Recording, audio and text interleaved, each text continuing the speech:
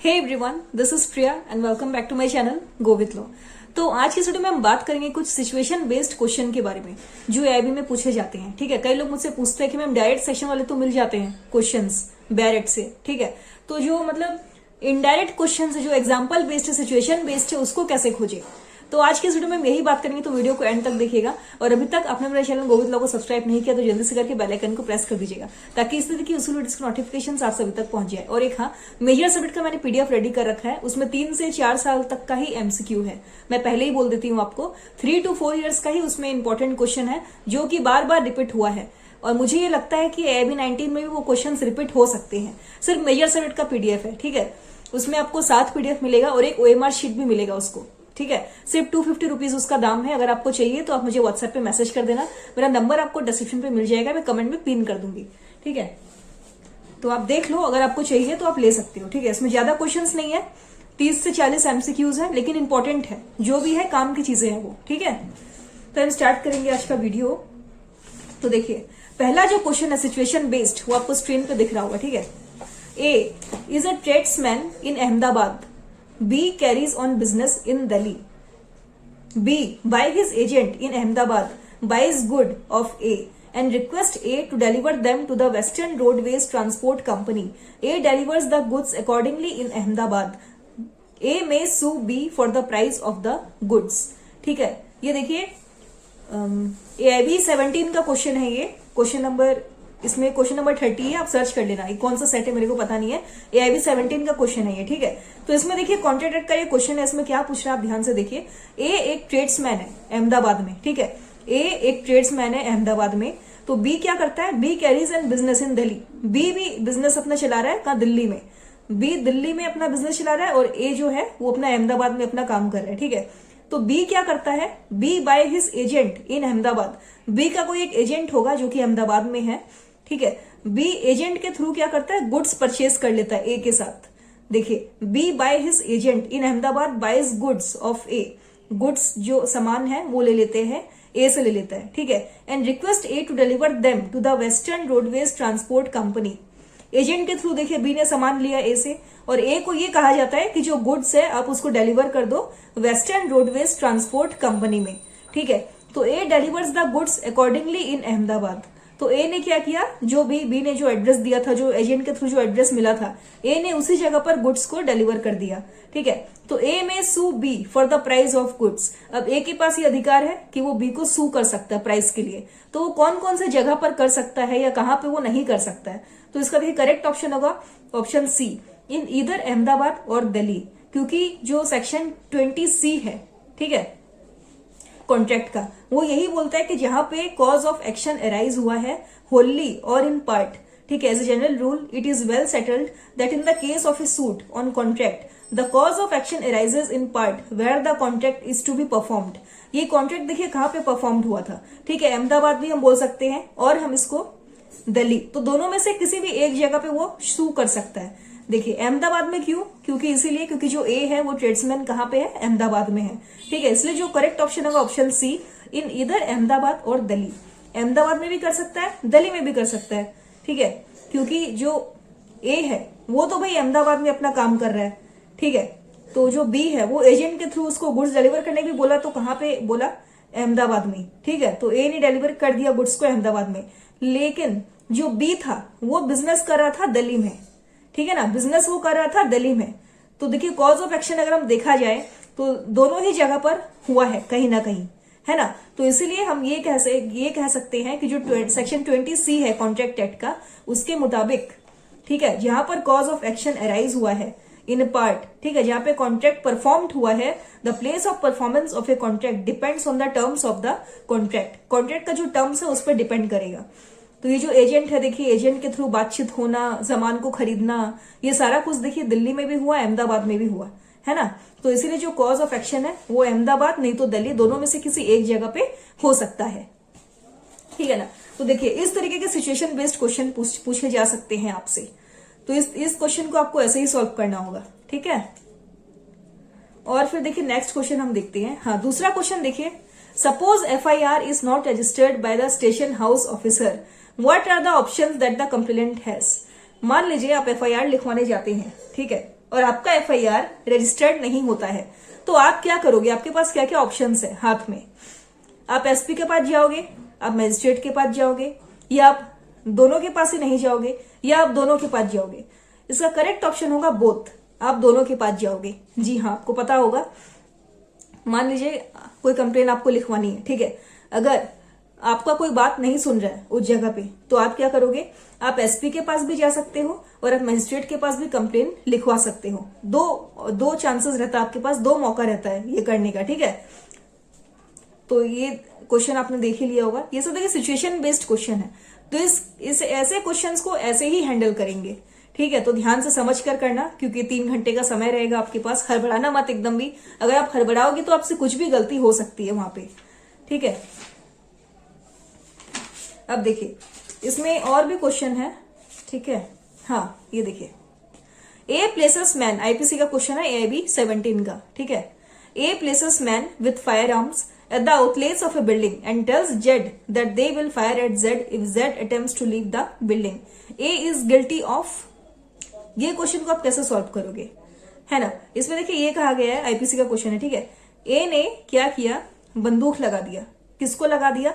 एक बिल्डिंग है, बिल्डिंग में एक दुकान है, दुकान में एक Z है, ठीक है, Z आदमी एक है, Z के ऊपर उसने बंदूक लगा दिया और उसको ये कहा कि वो Z पर गोली चला देगा अगर वो बिल्डिंग छोड़कर जाने का कोशिश किया तो ए यहाँ पे कौन सा ऑफेंस कमिट कर रहा है? किस चीज के लिए वो गिल्टी हो रहा है? ए यहाँ पे ऑफेंस जो कमिट कर रहा है, ठीक है, वो है रॉन्गफुल कन्फाइनमेंट। इसका करेक्ट ऑप्शन होगा option A, that is wrongful confinement. तो ये आप कैसे खोजोगे? इसमें देखिए 4 ऑप्शन है ना, तो रॉन्गफुल कन्फाइनमेंट, रॉन्गफुल रिस्टेंट। तो आप दोनों को पढ़ना अच्छे से। आप इंडेक्स में जाना, इंडेक्स में जाके सेक्शन 339, 340 खोजना, रॉन्गफुल रिस्टेंट, रॉन्गफुल कन्फाइनमेंट। देखिए बहुत इंपॉर्टेंट टॉपिक है IPC का, ठीक है। तो ये बहुत इंपॉर्टेंट है, आप इसको अच्छे से पढ़ना, ठीक है। तो देखिए आप खोजोगे ना इंडेक्स में जाके, आप दोनों चैप्टर को अच्छे से पढ़ना, इंग्रेडिएंट्स को पढ़ना, एग्जाम्पल को पढ़ना, तो आपको आंसर मिल जाएगा, ठीक है। तो देखिए ऐसे सिचुएशन बेस्ड क्वेश्चन पूछे जाते हैं कई बार। इसमें देखिए एक क्वेश्चन और है यहाँ पे, ठीक है, वो ये है,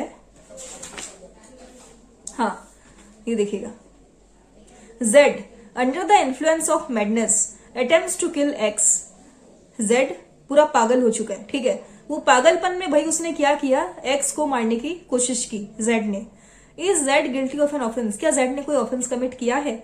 has X the same right of private defence? क्या X के पास सेम राइट है प्राइवेट डिफेंस का जो कि Z अगर अच्छा होता तब उसके पास होता, which he would have if Z were same. इसका करेक्ट ऑप्शन क्या होगा? इसमें ऑप्शन A होगा, Z has not committed any offence as per section 98 of IPC। अगर आप सेक्शन 98 पढ़ोगे IPC का तो उसमें साफ साफ लिखा हुआ है, ठीक है। ये देखिए section 98 of the IPC covers the right of private defense against someone who is not in a state to understand the nature of their actions। भाई उसको पता ही नहीं है क्या सही है क्या गलत है, और that they are wrong। This includes people who are of unsound mind, intoxicated and under the influence of misconception। तो ऐसा कोई व्यक्ति कोई भी गलत काम करता है जो कि पागल है, जो कि अनसाउंड माइंड का है, या जो भी शराब पी रखा है, जिसने नशा कर रखा है, तो ऐसा आदमी अगर कोई अपराध करता है ना, तो उसको सेम एज पर सेक्शन 98 से ही उसको गवर्न किया जाएगा, ठीक है। तो Z has not committed any offence, Z ने कोई ऑफेंस कमिट नहीं किया है भाई, क्योंकि जो Z है वो पागल है, उसने पागलपन में किया जो भी किया। तो ये राइट ऑफ प्राइवेट डिफेंस का जो सेक्शन है IPC का, वो पढ़ना बहुत इंपॉर्टेंट चैप्टर है वो, ठीक है। Z has not committed any offense as per section 98 of IPC and same right of private defense to X if Z is made। Question को आपने समझ लिया ना ध्यान से? हाँ, तो देखिए इसका राइट ऑप्शन A ही होगा, Z यहाँ पे कोई ऑफेंस कमिट नहीं किया है। ये भी पूछा गया है कि क्या X के पास सेम राइट है प्राइवेट डिफेंस का, अगर Z पागल नहीं होता तो हाँ, X के पास देखिए सेम राइट है प्राइवेट डिफेंस का, ठीक है। तो देखिए, तो देखा ना आपने, इस तरीके के सिचुएशन बेस्ड क्वेश्चन पूछ लेते हैं, तो इसको कैसे आप हैंडल करोगे? ये तो आपको बैरेक्स में भी नहीं मिलेगा, ये कॉमन सेंस वाले क्वेश्चंस हैं, ठीक है, आपको समझना पड़ेगा क्वेश्चंस को, ठीक है। कभी कभी ऐसा होता है कि बहुत डिफिकल्ट क्वेश्चन वो पूछ लेते हैं, लेकिन ये सिचुएशन बेस्ड है। अगर आप अच्छे से बैरेट को पढ़ोगे, अगर आपने पढ़ा होगा, आपका कंसेप्ट क्लियर है किसी भी चीज को लेके, तो आप आराम से अपना AIB पास कर सकते हो, ठीक है। और देखिए जो माइनर सब्जेक्ट है ना, नेगोशिएबल इंस्ट्रूमेंट एक्ट हो गया, एडुटेशन एक्ट हो गया, फिर आपका पब्लिक इंटरेस्ट लिटिगेशन हो गया, ये सब में से डायरेक्ट क्वेश्चन ही फ्रेम होते हैं। मैं गारंटी के साथ आपको कह सकती हूँ, आप बैरेट लेकर जाओ, जो मेजर सब्जेक्ट है उसका पीडीएफ मैंने बना रखा है इंपॉर्टेंट सेक्शन का, ठीक है। फिर भी इंपॉर्टेंट क्वेश्चंस आपको चाहिए तो मैं आपको व्हाट्सएप कर दूंगी, ठीक है। और जो माइनर सब्जेक्ट है, नेगोशिएबल इंस्ट्रूमेंट एक्ट हो गया, स्पेसिफिक रिलीफ एक्ट हो गया, ये सब में से क्या एकदम डायरेक्ट क्वेश्चंस पूछे जाते हैं, एकदम डायरेक्ट क्वेश्चन पूछे जाते हैं। तो बेयर एक्ट आप पास में रखना, बस बेयर एक्ट आपको लेकर के ही जाना है। बेयर एक्ट में कोई भी मार्किंग आप मत करना, पेंसिल से आप मार्क कर सकते हो, लेकिन बाकी पेन से या हाईलाइटर से कुछ भी आपको मार्क नहीं करना है, ठीक है ना। तो देखिए कई जो डायरेक्ट सेक्शन वाले जो क्वेश्चन है वो तो आपको मिल जाएंगे आसानी से, है ना। फॉर एग्जाम्पल मैं आपको ये भी बता देती हूँ कि बेयर एक्ट से आंसर कैसे खोजेंगे जो डायरेक्ट वाले है, ठीक है। Section 16 of negotiable instrument act deals with section 16 of negotiable instrument act. इसको आप कैसे खोजोगे? सीधा आप उठाओगे बेयर एक्ट, किसका? नेगोशिएबल इंस्ट्रूमेंट एक्ट का। इंडेक्स में जाना, इंडेक्स में आप देखना कि जो सेक्शन 16 है वो किससे डील कर रहा है। सेक्शन 16 में जाना, उसको अच्छे से पढ़ना। तो करेक्ट ऑप्शन होगा endorsement in full and endorsement in blank, ठीक है। ये देखिए मिल गया ना हमें आंसर। तो सब भाई इंडेक्स का कमाल है, इंडेक्स को खोजो, इंडेक्स से कई सारे हमें मिल जाते हैं, ठीक है। अब इसमें एक और है, देखिए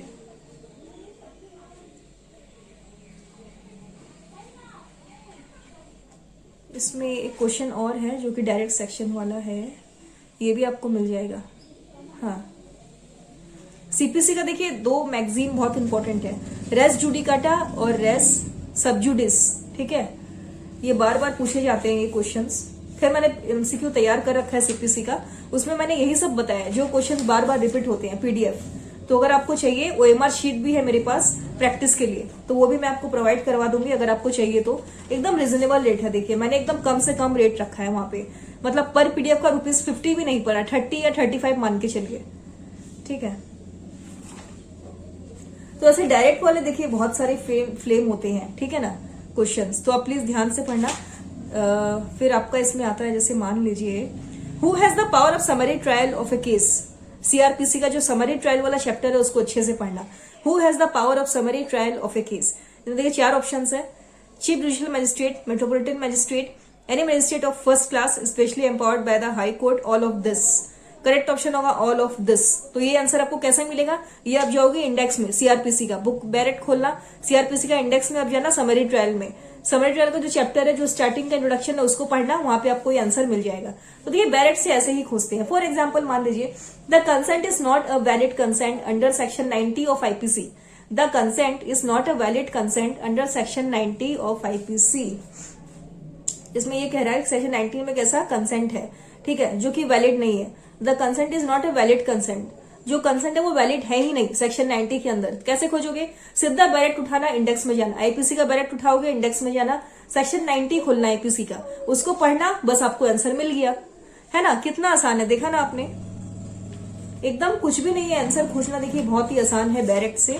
अगर आपने बैरेट अच्छा से पढ़ा है, कंसेप्ट क्लियर है आपका, तो बस आप आराम से एबी पास कर जाओगे, है ना। तो आई होप ये वीडियो आपको अच्छा लगा होगा। कोई डाउट्स तो मुझे कमेंट में पूछेगा, ठीक है। और ऐसे क्वेश्चंस फ्रेम होते हैं एबी में, कॉमन सेंस वाले भी, सिचुएशन बेस्ड भी, इंपॉर्टेंट मैगजीन्स वाले भी। तो बिल्कुल मत घबराइए, बिल्कुल मत डरिए, कॉन्फिडेंटली जाइए, ठीक है। एग्जाम आपका आ ही गया है, 22 तारीख को एग्जाम है। I wish you very very very all the best for your exam.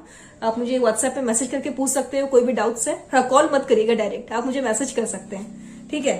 और क्वेश्चंस देखिए मैंने आपको बता दिया कि बैरेट से कैसे खोजते हैं, यही प्रॉब्लम थी। तो आई होप ये वीडियो देखने के बाद आपका जो प्रॉब्लम है वो भी कम हो गया होगा। थोड़ा सा दिमाग लगाइएगा बस, ठीक है। जरूरी नहीं कि आपको सब चीज आपको बैरेट में मिल जाएगा, बहुत सारी चीजें ऐसे भी हैं जो आपको बैरेट में नहीं मिलेगा। प्रैक्टिकल क्वेश्चंस पूछ लेंगे कि भाई आप एडवोकेट बनने जा रहे हो ना, कुछ तो आपने सीखा होगा। तो इस तरीके से देखिए दिमाग लगा के सॉल्व करिएगा, और बाकी बैरेट लेकर जाइएगा, मैं बार बार बोल रही हूँ, ठीक है। विदाउट बैरेट भी आप पास कर जाओगे अगर आप बहुत टैलेंटेड हो, बहुत अगर आप टॉपर हो, ठीक है। अगर आप सोच रहे हो कि मैं बिना बैरेट के भी हम पास कर जाएंगे, अच्छी बात है, वेल एंड गुड है ना। लेकिन बैरेट पास में रखो, मैं यही बोलती हूँ, बैरेट पास में रखना, सारे सब्जेक्ट का बैरेट आपको पास में रखना। इनकेस कुछ ना मिले तो बात अलग है, ठीक है। जो मेजर सब्जेक्ट है उसका तो आपको छोड़ना ही नहीं है। IPC, CrPC, evidence, BNS, BNSS, BSA, evidence act, family law, और आपका ये पब्लिक इंटरेस्ट लिटिगेशन, 4 नंबर का क्वेश्चन फ्रेम होता है इससे। सर डायरेक्ट क्वेश्चन ही आएंगे, टेंशन वाली बात नहीं है। Wish you all the best. कोई डाउट है तो मुझे कमेंट में जरूर पूछेगा। Thank you, bye bye, take care everyone, good night.